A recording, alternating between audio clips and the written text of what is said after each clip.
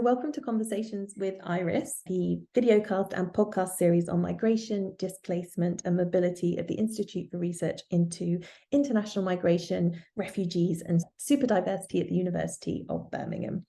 My name is Jennifer Allsopp and I'm a Birmingham Fellow and visiting professor at the University of Florence. And today I'm here with Professor Michael Jackson, who is a professor of world religion at the Harvard Divinity School. Welcome, Michael. Lovely to have you with us. I've invited Michael to join me in conversation today because his work on the politics of storytelling, existential anthropology, and human pursuit of what he terms the wherewithal of life has been fundamental to my own development as a person, as a scholar, and also in the way I approach research, teaching, and, well, quite frankly, life itself. We're going to touch on a few different topics today that arose from Michael's very kind intervention in our Penn Birmingham Fellows programme earlier this month. They're topics that relate to Michael's extraordinary body of work, and I use the term body loosely there as a kind of living, breathing organism, which is how I see it. And our conversation will also be influenced by my own current focus on the journey as a method, ethics and epistemology in migration research. So we're going to kick off with a question of empathy. I've been thinking a lot myself about what are the limits of empathy. I keep getting asked to do various kind of consultations on these new video game programs or advocacy programs, the aim of which seems to be, how do we get the public to care about migrants and refugees, and how can we promote empathy and understanding? You know, this whole new genre that seems to have emerged of the computer game is about how you put someone in someone else's shoes. First of all, what's the purpose of that? But also, what are the limits of that empathy? You know, how do we embrace the other, embrace our common humanity without committing an act of what's been termed in literary criticism as altericide, right? So how can we welcome the difference of the other without, you know, taking away their legitimate right to difference? I'm going to link the question of empathy to this existential imperative that I often talk about. Why is it imperative for human beings to call the shots in their own life? To some extent, we all accept our lot, but at the same time, we want to kick over the traces and do things our own way. And you see this in even very, very small children. When my own children were between age 2 and 3 and 4, they'd often insist that they choose the story they had at bedtime, that they did things their way. I want to push the pram. You don't push it. You can't get in, but it's my pram and I want to push it. Things like this happening every day. And I used to write these things down in my notebook and ask the question, is this something you can universalize? Do all human beings have some kind of impulse to live the situation that is imposed upon them by virtue of their upbringing in their own terms? And is the impulse to migrate somehow preceded in life by this impulse to get away from the family that raised us and the place in which we were raised and find our own feet somewhere else? And there's 1,000 cliches that cover this kind of experience. And it's expressed very succinctly by Norman O'Brien, who calls it the Oedipal project, not the Oedipal complex. The Oedipal project involves somehow repudiating the world that was visited upon you during the course of your early life and creating your own life. And the image of rebirth, I think, is a very, very powerful metaphor for this that crops up time and time again. Initiation as renewal, initiation as rebirth, coming of age, becoming your own person, breaking away, breaking free. So I think all these things play into my understanding of what migrants are doing, where traditionally they might have simply left their home village and gone and spent some time with an uncle who lived in another village just to see the world from another point of view. Now they go further afield, but the impulse is the same. And I think this is somehow connected to the question of empathy in this way, that unless an anthropologist or an intellectual is already in the place that the people he or she wants to get to know. Unless they are in that place already, I don't think you can kind of understand another person through an act of will. You can't step into their shoes simply by saying, I'd like to know what it's like to be in that person's shoes. You've got to first discover when in your own life you have already been in that person's shoes. Not perhaps the same pair of shoes, but certainly shoes like that other person's. So the empathic for me comes from a strong sense when I was growing up, which resonates with some of the things you were sharing with me before we started the formal conversation, Jennifer, of not feeling at home in the place that you were born into, and sometimes the family you were born into, much as you loved your parents and loved your siblings. That's less common than the love of the parent. You love you, Mum and Dad, if you're watching. you felt that somehow there was somewhere else, there was an elsewhere where you would thrive, where you would come into your own. And this can find expression in adolescent revolt. So you go somewhere else for a while, but eventually you drift back home and become a kind of clone of your parents. But for some people, you never go back. And there may be regrets attached to this, and remorse and guilt. But nonetheless, your life is a radical departure from the life that you were, as it were, born to live. And this, for me, I think, was the foundation of an interest in migration. So without this kind of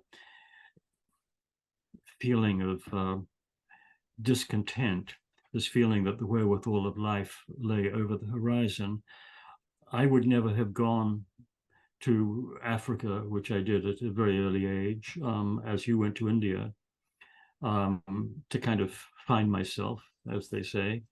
And I certainly would not have later in life systematically sought out migrants to hear their stories.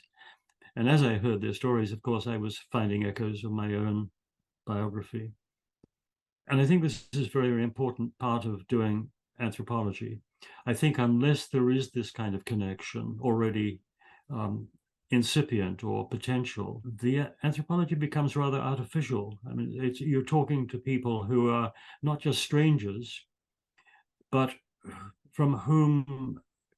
with whom you don't already have any common ground. You don't have a starting point to establish a sympathetic relationship.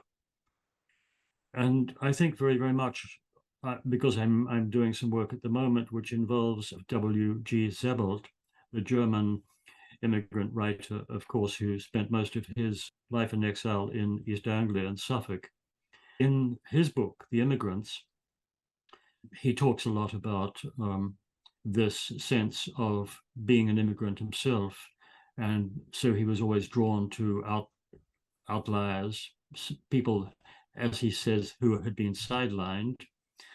And in The Rings of Saturn, where he undergoes this kind of walk around Suffolk, he at one point winds up on Dunwich Heath, where he gets totally lost and panics before finding his way out of this kind of natural maze to the house of a friend, Michael Hamburger, the famous translator, who himself left Berlin in 1939, like the character Austerlitz in Sebold's great novel, and went into exile in England. And Michael Hamburger is not there. And you get the sense that Michael Hamburger is dead, but he's not. And Sebold, I think, is playing tricks with us here by giving us the impression, the wrong impression, that Michael Hamburger has left this life in order to talk, which he does eloquently in this chapter in The Rings of Saturn, about how we feel that we have an appointment to keep or a promise to keep with someone in the past. And I think that this, to me, is again it falls into this kind of general category of existential imperative. There's an imperative sense that we have a debt which we have to discharge. Sometimes we feel it's something we owe our parents, or we owe somebody who was kind to us or did us a great favor at some point in our life and changed our life for the better. And I'm sure you will share with me this kind of sense of indebtedness to the writers who have impacted upon us, you with Dante and me with writers like W.G. Sebold. And so I've had dreams of, after Sebold died, of actually going to Suffolk and meeting his widow and sitting there and as it were, communing with the late writer through his wife's memories, which he's sharing with me. Very powerful dreams, but it's as if I feel that I owe this writer a great debt of gratitude. And I want to repay it by writing this chapter in my book, which is essentially about the impact of certain books on our life, in our life. I'm glad. That's reassuring for me to know that it's not just me that has literally conversations with Dante in my head all day, every day. I wonder whether I'm going a bit mad or whether this is just a process of connection and writing a book, and then just the margins become these kind of dialogical spaces. I mean, I believe I showed you before my copy of your own book, where I've scribbled all over it, and we think, like, as I told you before, we've been conversing for years. You just haven't been aware of it, but this is my responses to you, which I'm now able to share. But can I ask you a question then? Of course. Use the word conversation of your relationship with a text, with a book. In what way is this different from the conversation with a person that we have face to face, or is it the same thing? Well, I'm really interested in this because I've just completed something where I've analysed some of my semi-structured interviews from my PhD. Over half I'm still in touch with, because it's very difficult for the field to have borders, as it were, in this world that we work in.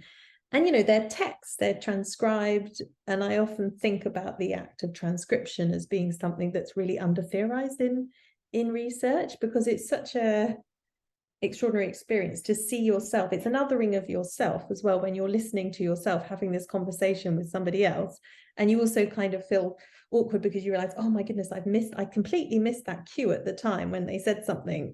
And once you get over the embarrassment of hearing your voice, it's a fascinating experience that I'd like to discuss more. But I find myself scribbling on the transcripts in the same way that I do books from hundreds of years ago. And yeah, it's like, so if we talk about then in this postmodern idea that the author's dead, so the text is free game for us to dialogue with, how do we navigate the textual basis of a lot of our research where the person we've researched and interviewed is still alive and they're still out there? How do we make sense of this textual account of their life and the fact that they're also out there somewhere? We may or may not be in touch with them, but the text is in that research transcript. How is that text as a research transcript of an interview different to a, say, literary text? It's a conversation, it's a dialectic. I want to see if we can have a conversation to arrive at something more.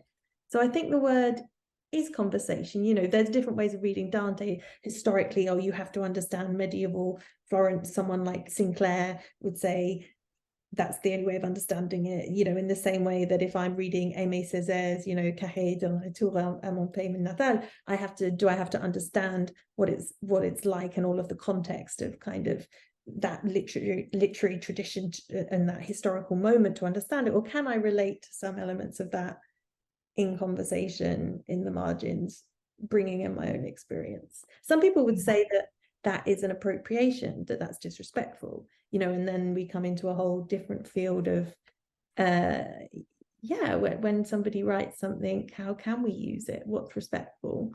Well, if we begin with the notion that everything's in flux, no writer is one thing set in stone. Every writer is constantly reinterpreting changing their mind, revising their opinions in the course of their life. So why shouldn't that process of rediscovery and reinterpretation and revision go on after they've passed away? It simply is a process that is being done by someone else, but it's a continual process. It's not as if the writer had brought everything to a conclusion.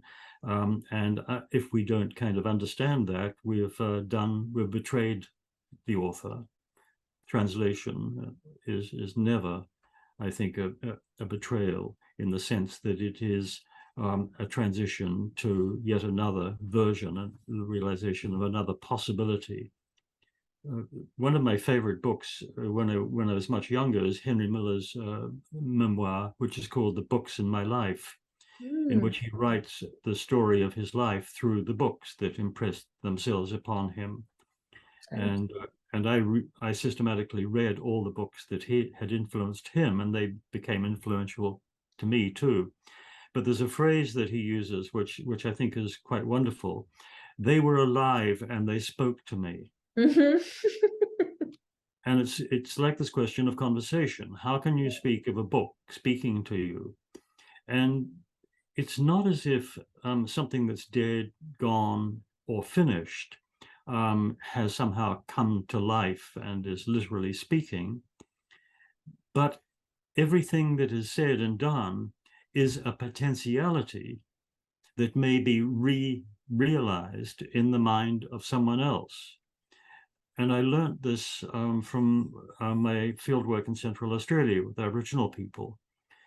There's no word in Warlpiri, the language which I acquired a smattering of, for death in the sense that we use it as something which is over and done with forever, unless you believe in heaven or an afterlife.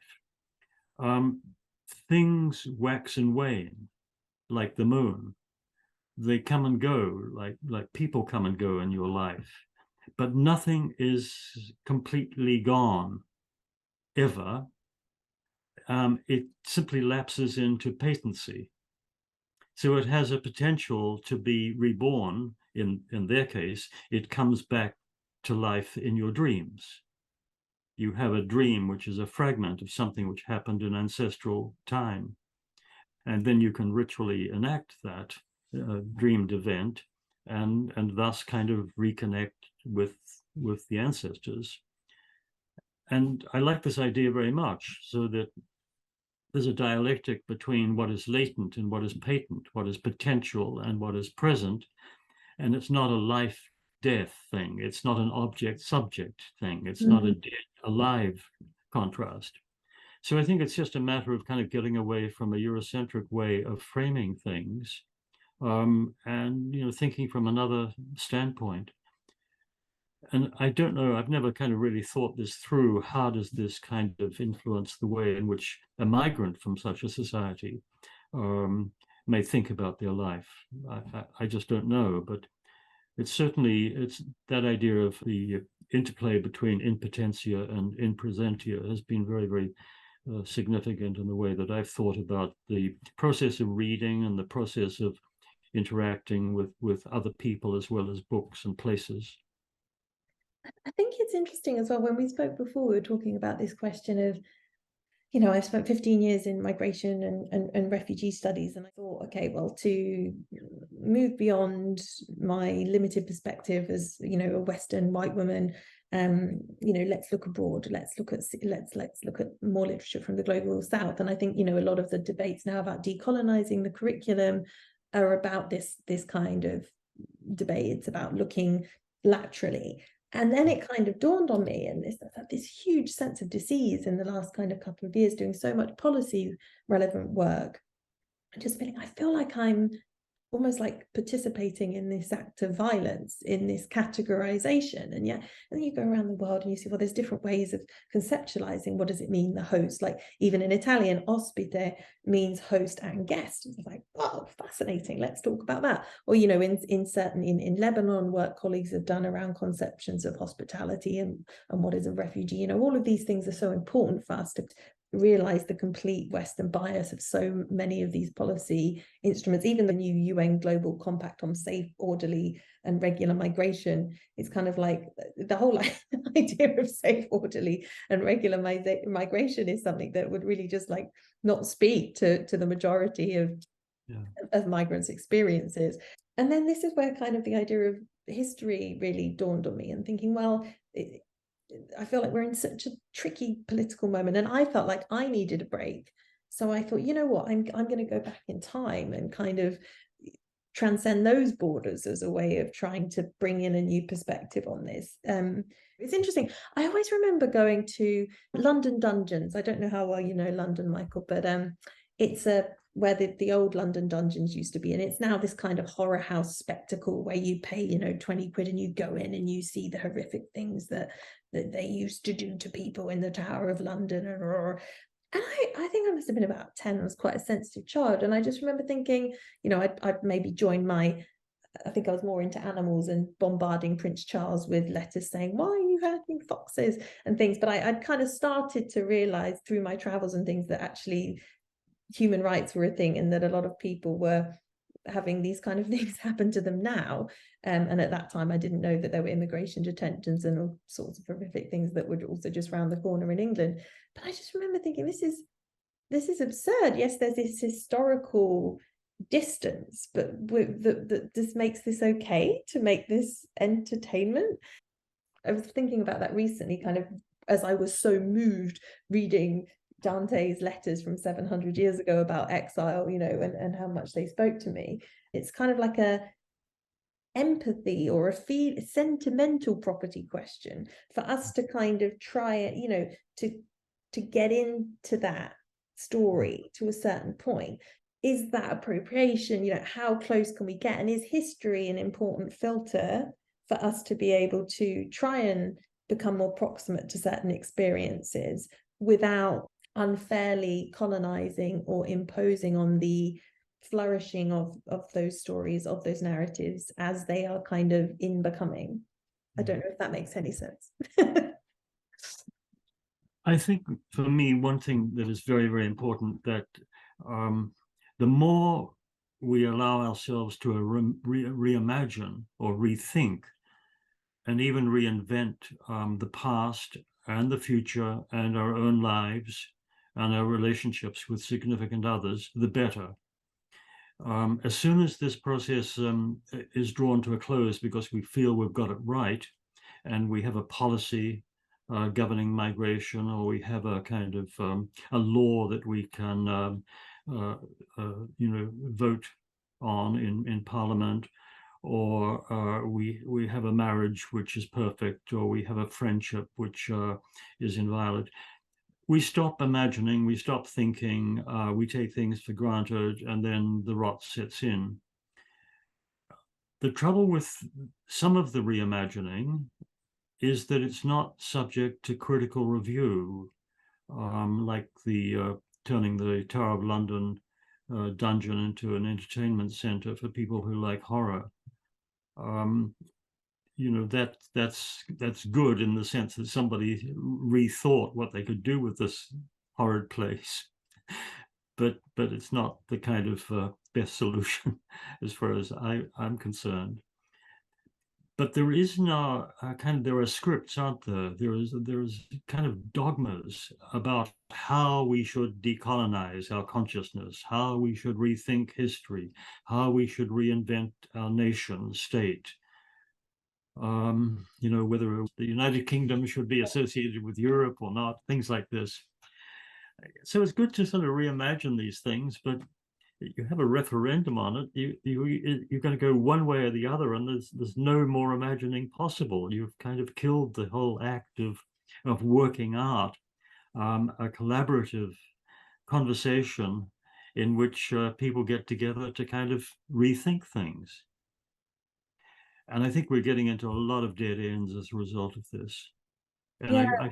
I fear that there's a lot of kind of people fall into the trap of thinking that they know the answer, and they simply repeat their solution endlessly, and thinking comes to a standstill.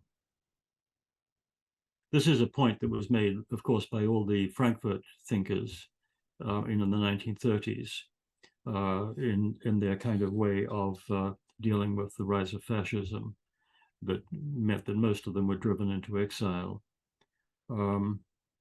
They didn't just want to come up with a kind of critique of fascism. They wanted to open thinking up so that it wouldn't kind of lapse into an alternative to fascism, which would then become fetishized in its own turn.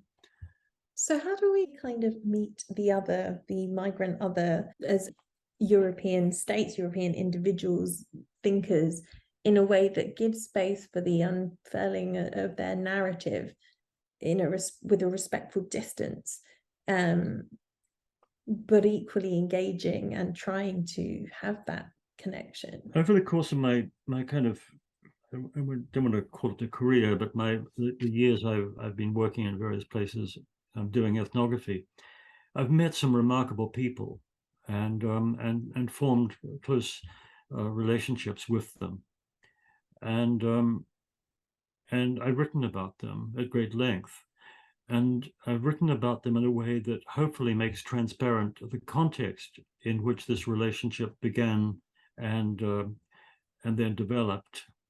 And so a reader can see how the understanding that I'm reaching about, the culture in which this person lives, or various issues that are critical issues in this particular society, how they kind of, in a sense, are processed or thought about in this person's life.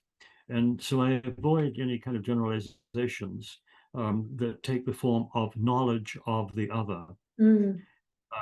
I mean, the other society, generalizations anthropologists typically make, and just keep it as far as possible to an encounter between me and this person, which can be very even illuminating at times, like with working with Aboriginal people that I mentioned.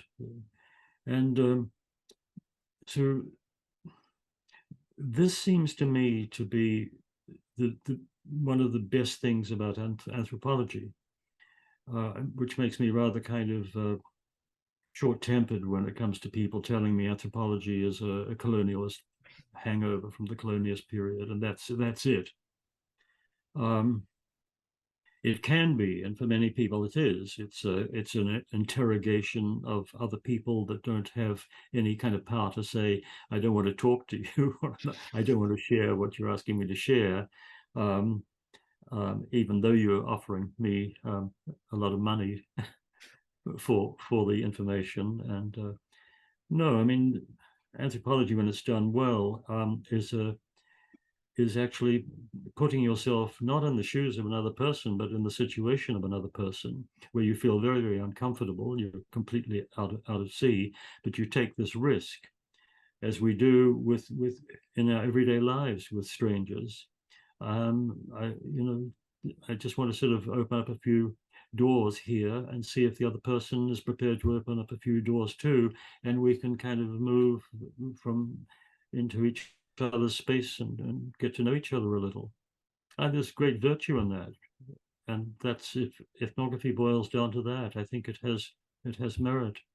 I think your book, The Wherewithal of Life, is just the kind of go-to text. There's more wisdom in that in Well, I was very lucky there, because I did meet 3 people who just happened to be, very congenial. I mean, we hit it off in each case. It turned out to be a mutual relationship. Emmanuel, Roberto, and Ibrahim. Yeah, this beautiful book kind of just centered around these 3 relationships, conversations, I would say. Yeah. And there are issues raised there, of course, different issues in different people's cases, which have some kind of bearing on the issues that people who study migration or migrants will go on about at great length. But I touch on the issues, when they're there before me, but then sort of move on, because it's much better to plunge back into the conversation, into the life story. Absolutely. And Do you think within this there is also a value in these kind of big UN quantitative studies and surveys of migratory movements? How do you kind of see your work enter into dialogue with that whole world of research, or not? I would never want my work to be read or used by anybody making policy. It's if the work has any value, it's an implicit kind of statement that I don't want to enter that world, and I'm not going to say it's a waste of time, but it's just not what I'm doing and what I want to kind of bear witness to. But I'm sure you find too in Europe. I mean, a lot of universities now are under enormous pressure from their governments to, if they're going to do academic research, it has to have some kind of payoff. I think that we're in this really tyranny of policy relevant research now. And I think migration studies has become, my own opinion is, an industry. My friend Ariel Tani talks about it as the migration studies industrial complex. On one hand, it's wonderful that people are curious, but almost, every university now in the US and in the UK has a migration studies department.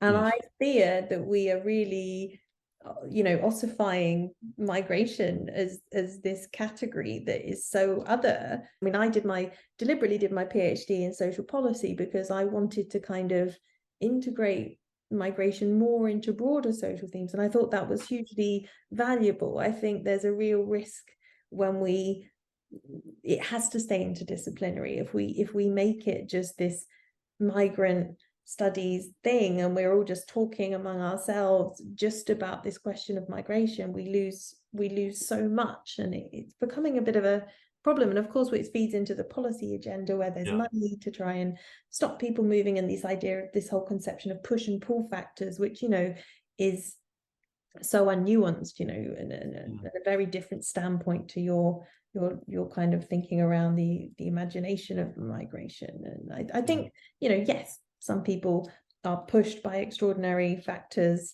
and forced to flee, but I think your work around the imagination of migration, and Roberto, who says in your book, for as long as I can remember, the world presented itself to me as a question. And to take that risk, you have to have that question in some form. Like, obviously people are forced out into a refugee camp and things happen, but I think we really have just become, in policy terms, in a state where we just dehumanize people, and we don't see people's lives as important as other people. I mean, a book that I'm very, very pleased with is my critique of identity thinking, which is a full-scale kind of attack on the idea that you can reduce human beings to categories. So, but nowadays, I mean, this is what people do. The best intentioned liberal intellectuals will talk about in a single phrase, I'm interested in gender, ethnicity, and class. Oh yeah. So and people they fall into one of these categories, and yes, I mean there's whiteness, and there's blackness, and there's femaleness, and there's maleness, and there's this and that. And people are entire sort of, as you say, industries in the academy are churning out paper and book after book in which the category is not inspected. It is not even kind of bracketed out.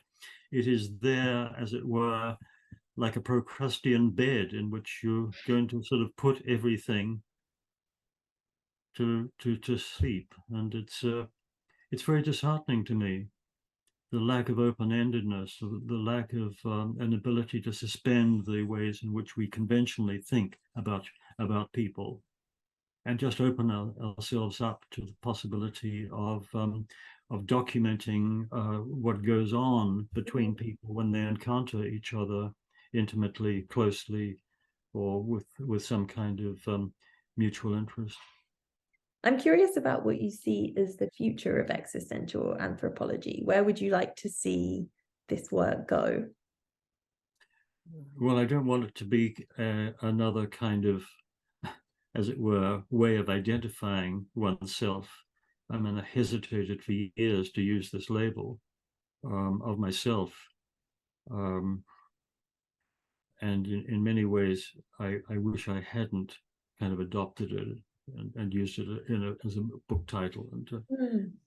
And partly my misgivings were that existentialism is so strongly associated in people's minds with, the French post-war existentialists and Sartre's early work, which was, I dislike intensely because of its focus on subjectivity, on the human subject, rather than intersubjectivity. And it pays no mind to the social conditions under which people live and the influence of external circumstances on people's lives. And of course, he came right when people like Merleau-Ponty and the French communists told him that he was just perpetuating sort of bourgeois myths of the human subject, of the individual. And he embraced the criticism, and his later work, of course, is often called existential Marxism, because it is a fully fledged integration of his early ideas about the need for human beings to kind of create their own lives, but at the same time, the need to fully acknowledge that there are certain kind of restrictions on that freedom. So it's an interplay between the forces that impact upon us from without and the forces that drive us from within. But you can't reduce one to the other. No, absolutely. But to get all that across, to as it were, reinvent the notion of existentialism is very, very difficult. But I've got a intellectual memoir coming out in a month or two called Worlds Within and Worlds Without, which gives you a sense of what I'm talking about here. Okay. And I don't think I've used the word existentialist or existential anthropology once in that entire book, even though it's an intellectual memoir. Again, I didn't want it to be a book which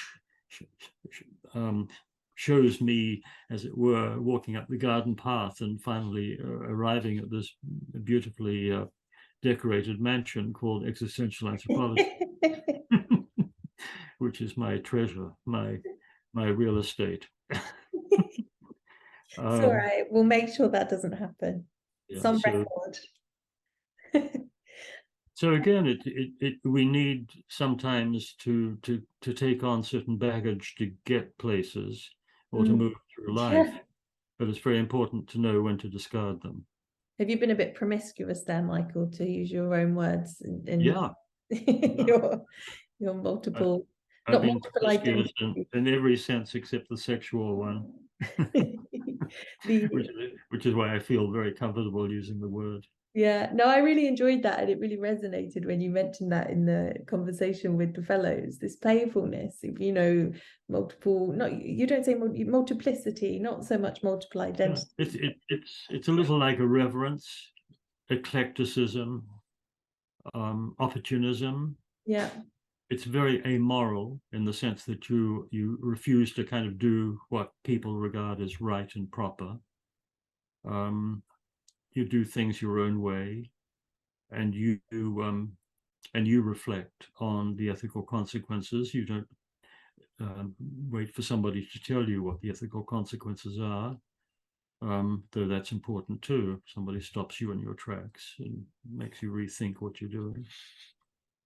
I love the quote from Emmanuel in your book, from his mum, something that you call the curse of all liars. If you break the law, do it for the right reasons, which resonates a lot with something I've written using Wolf and de Charlotte's framework for kind of political theory, but justifications for kind of breaking the law, but the guilt that a lot of people carry, from living across these two worlds in having done that, and how they kind of come to terms with that. And I've often felt like this kind of priest interviewer when you get to know somebody, and then after a couple of interviews they say, that thing I told you in the first interview, that wasn't exactly kind of true, and you can say, Summer, I'm not the Home Office, like that's fine. I kind of assumed that, and they're kind of like, oh thank gosh, like, you know, and it's just like, I'm like, how many white lies I've told. It's just the consequences of telling these lies can be just atrocious because of the inability. Well, there's an important difference between lying and making mistakes, and I think that, you know, go back to what you were saying before about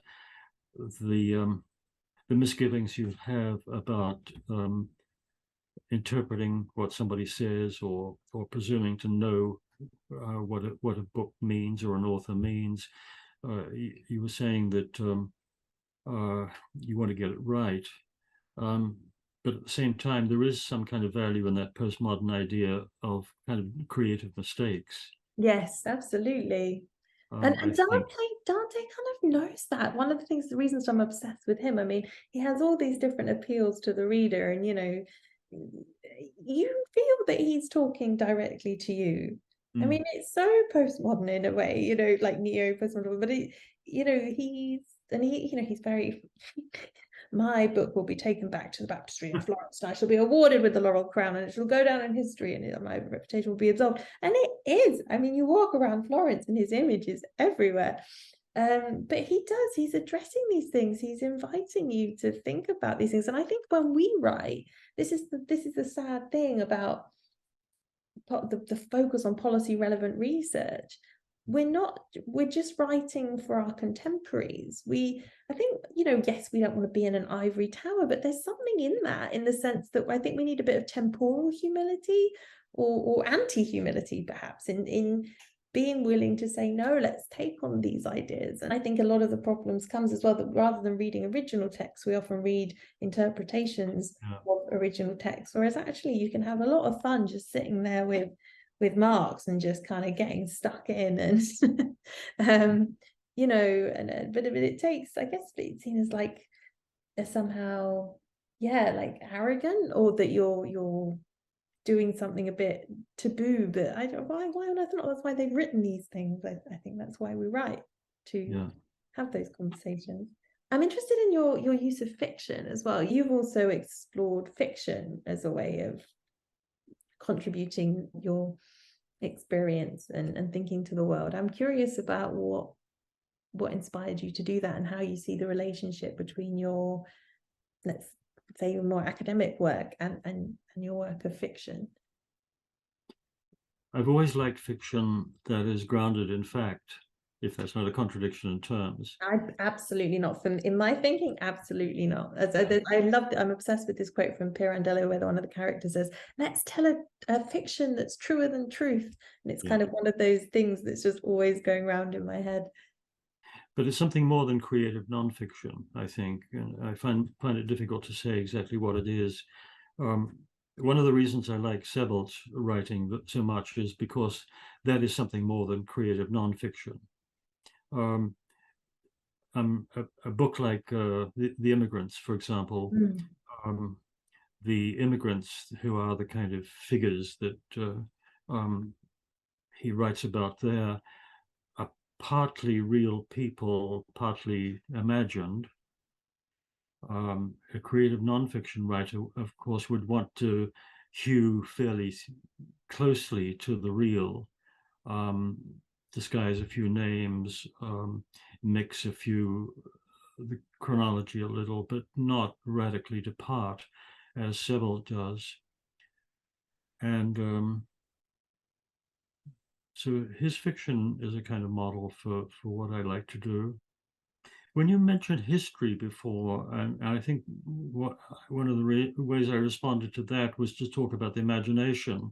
Of course, the history as fully imagined is what we call myth. Because recently I've been writing about an episode in Homer's Odyssey, the famous episode when Odysseus is coming home to Ithaca down the Ionian coast, and has spent a year on Circe's island. And before he leaves the island, presumably because they've had formed a close friendship during that year, she says, you want to watch out because you're going to encounter Scylla and Charybdis, these two kind of female monsters in the form of gigantic rocks that are going to block his way. And she says, I suggest you steer closer to Scylla than Charybdis, because in this way you might lose a few of your crew to her. But if you try to sail closer to Charybdis, you'll lose all your men, and even your own life. Hence the saying, the lesser of two evils. Mm-hmm. A few years ago, there was an English yachtsman. What was his name? It slipped my mind. He decided to have a Greek trireme built. That's the Roman, well, I can't remember the Greek word. Built, and he would sail around the Mediterranean on what he thought would be Odysseus's route and see if there was any kind of factual basis to Homer's supposed fiction. Well, we already knew that there was a real Homer as a result of Schliemann's work. And so he came down the Ionian coast, and there's a promontory there called Scylla to this day. And he spent a lot of time sailing up and down the coast, and all kinds of small things began to kind of come together and make him realize that he's found Scylla and Charybdis. Scylla is a big craggy bluff on the mainland, and the other was a big curious rock offshore, and Odysseus would have sailed between the mainland and the rock. And it's such an interesting way in which he unearths the historical basis of a myth, or better put, says that here history and myth, or fact and fiction, are so deeply entangled. And the question is, why would you embellish the facts? Why would Homer kind of write about these perilous kind of natural formations as women? And there we're in the kind of territory of why facts are not enough. We need to interpret them. We need to respond to them. We need to feel we have a say in how we're going to kind of recreate them or recount the story of our adventures in our landscape. But of course, you can get it horribly wrong. I mean, you can just show yourself as gender biased. Yeah. Making these menacing rocks women. Yeah, I mean, I think this is the ultimate violence and tragedy of just the whole asylum system, isn't it? That, people arrive here having had these extraordinary journeys, and then they are forced to tell their stories in these just legalistic terms. Yeah. And then I just examined a wonderful PhD by a student who was talking about asylum appeals and how disappointed the refused asylum seekers were that they kind of then had their day in court to, tell their story to this judge. And it was about the relationship between the kind of barrister, if they had one, and the appellant, where, and I've observed a lot of asylum appeals myself, and it's this kind of dynamic where you find the barrister being like, just shut up, you're going to undermine your case. But for the, refused asylum seeker, it's like, this is my moment to tell my story. And it's one of the most horrible things I've ever seen. It literally just, my heart just, because you see this person just desperate to speak. And I'm always quite cynical of these kind of, can the subaltern speak, or this idea of absolute non-agency and even Agamben, Homo Saucer. But this is really an example where, and the barrister means well, they are strategically pursuing this legal narrative for the well-being of this person. But for them, in that moment, to be able to just be heard and tell their story, but in telling the story, they will often undermine their legal claim. And it's just this clash of these two worlds, which is honestly one of the most tragic things I've observed, and I've seen a lot of horrific things, as I'm sure you have in field work, you know, in this area, but actually the violence of those two completely clashing narratives, and there isn't time to explain it. Yeah. The system is such that there's no time to reconcile those two narratives and explain. And I think that's why we as researchers have such an important imperative to create these spaces, not to replicate that violence, and to actually allow people to talk on their own terms, so the person can say, as I think I mentioned in the seminar, you know, when I was in the Mediterranean and this shark or this alligator came up and was trying to take my brother and I punched it in the nose, and you're kind of like, but you are articulating a reality there that speaks to a fear and how you kept that courage that is, you know, so much truer than, you know, a truth or objective legal account. You know, if you say it's like the whole there's the kind of one that circulates all the time about the Home Office rejecting someone on the basis that there was a gorilla who appeared in their village, and you know, so a group of gorillas, so they had to flee, and the Home Office said there are no gorillas in that part of the world, you know, there are monkeys, but there's been no sightings of kind of gorillas. You just think this is the absurdity of this system where these two people are trying to understand each other, and a simple spelling mistake can make the difference between whether somebody's kind of drowned or saved, you know, use the levy language. But I just think, yes, that kind of fact fiction and just how we just reduce these incredible stories and to this small thing is just so sad. And for me, Something else here, though, Jennifer, I think that when you bring sort of Dante into a conversation with these people, you know, that you have you've worked with and feel so sympathetic toward, I'm sure a lot of people would say that this is going to do nobody any good. And I think this is something one has to fight too.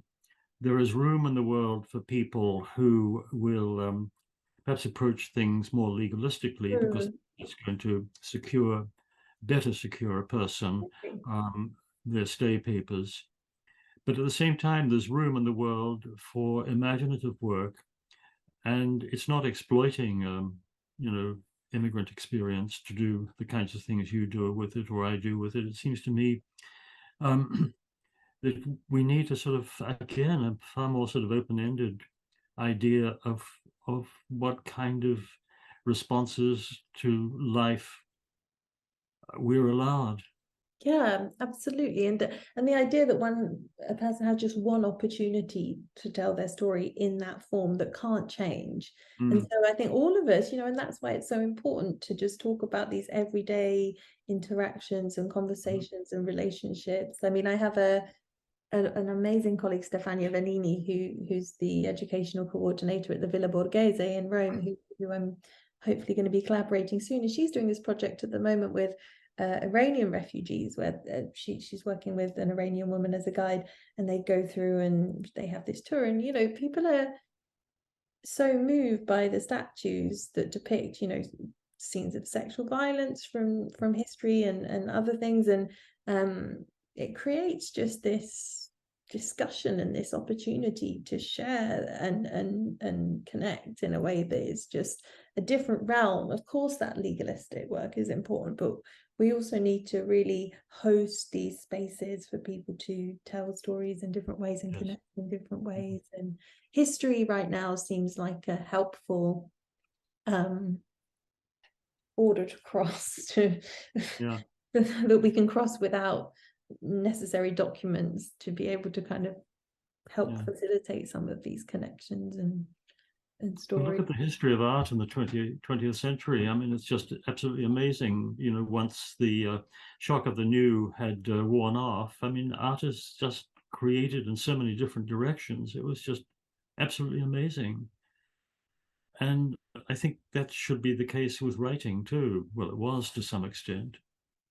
You know, once James Joyce got underway, things were never the same again. What do you feel about this whole thrust now towards making video games and incorporating stories and connection through these kind of things? I have no kind of preconceived ideas about what's good and bad. I think, you know, the more the merrier. Yeah, it's Uh, a very interesting it's new world. experimentation, imagination, and inventing new things. And let's try them out. I mean, if we can see they're having ill effects, there should be some ways in which we can sort of stop ourselves in our tracks and rethink. But to stop imagination at the nip it in the bud, I mean, sort of thing that's going on in Iran and China at the moment with protest, is just abhorrent to me. Michael, I can't thank you enough. I'm so excited for what's to come, your new book. Has it got a name yet, a title? Yeah, I mentioned it. It's called Worlds Within and Worlds Without, Okay. subtitled, what is it called? Field Guide to an Intellectual Journey. A field guide. A field guide to an intellectual journey. Oh, that sounds great. That's better than a field guide to getting lost, which is how the kind of subtitle of my life. Yeah, I had it's Rebecca Solnit, isn't it? Did she write that book? Sorry. Rebecca Solnit wrote. Yes. Yeah. Yeah, I love her work. It's a beautiful book. Yeah, so it's a bit of a kind of echo of that. Starts with Frankenstein, who I always get my students to read as a lesson in the arrogant science Yes, kind yes, of yes, yeah, indeed. one of the best works ever. Mary Shelley. She also wrote this book, The Last Man, which basically just anticipated COVID and exactly how we responded That to it. I didn't know that. It needs a Oh, good edit. It's a bit of a long Frankenstein version too, but she basically just the whole thing of closing borders and how do we prioritize like people and life or capitalism. I mean, it's genius. She's phenomenal. I must have a look at that. Yeah, Yeah, sounds do great. it definitely it needs one of my many. I'll give it a good edit and get it back out there. But it's really interesting, our obsession with the French existentialists. Everyone was kind of like buying Camus' La Peste, and it was like, guys, read this. This is much more interesting. But yeah, it's my other obsession at the moment is Eleanor Marx. Very interested in these kind of marginal women in history. Eleanor Marx, who was just an extraordinary woman, who basically without whom we wouldn't have had half of Marx and Engels's work either, because she did so much work editing it and putting it all together, and among a million other things, including translating the first English copy of Madame Bovary. Good heavens, I didn't know she did that.